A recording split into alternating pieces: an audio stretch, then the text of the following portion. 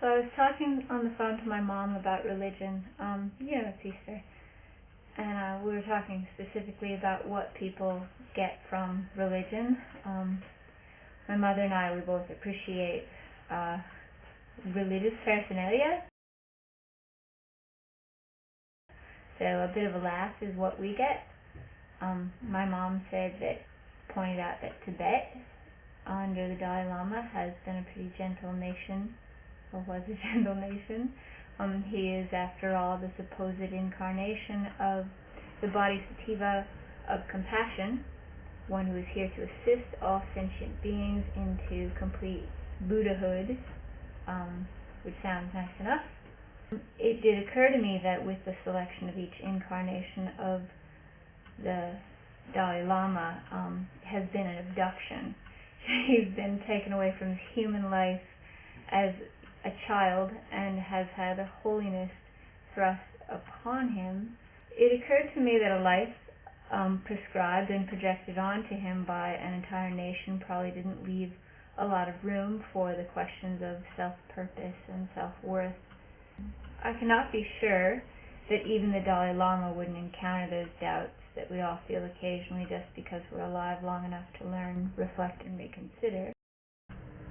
So it's Easter, and I've been thinking about Christianity and the absurd way that Jesus has been attached to the formerly pagan celebration of fertility, while the holiday, to Cadbury's benefit, retains some of the seemingly incongruous icons. I was talking to my friend Josiah about this on the telephone.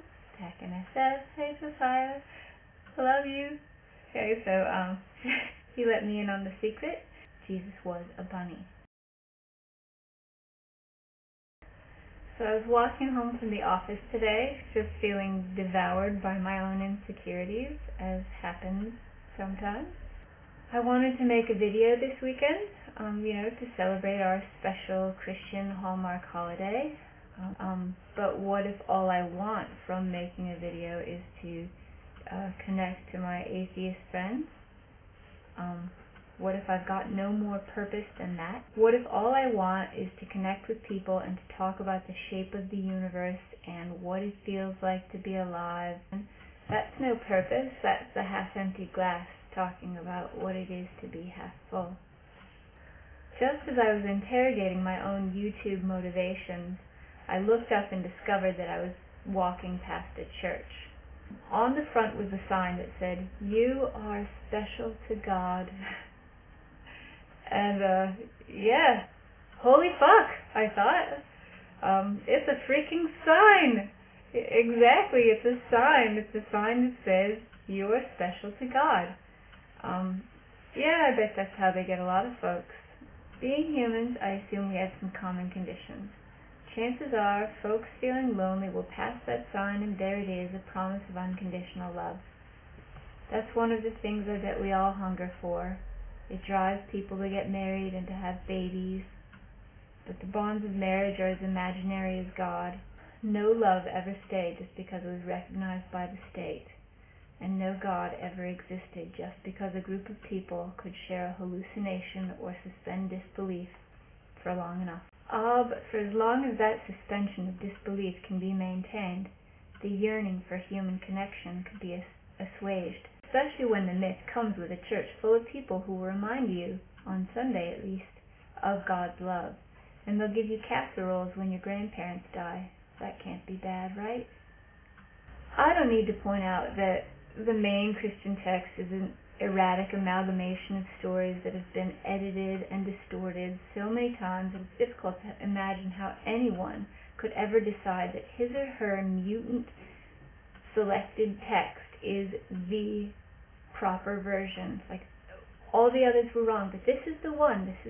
I suspect that most every human on this planet is capable of feeling empathy and recognizing the humanity of fellow persons, regardless of difference in race, gender, or sexual preference. The sooner we get beyond the comforts of myth, the sooner we can experience how awesome it is to connect with other people, even though it means taking the risks of rejection that come from being present and real with other people in the moment as you are. when you get there, you just might find that it feels pretty good being human and alive without anyone checking on you, judging you, loving your sinner but hating your sin. Even the Dalai Lama might have something to gain from the dissolution of religion altogether, besides not being persecuted by the PRC. Perhaps he doesn't have an analogous journey to mine, which is fraught with all sorts of insecurities and, lack of confidence when meeting other people on an equal playing field. From where I stand, the possibilities of a life full of uncertainties, where truths take shape and dissolve and reform as one collects experiences along the way, is superlative. That's what it's all about. That's huge. That's my Easter sermon. Have a great fucking holiday. Yeah. Fuck. Bye.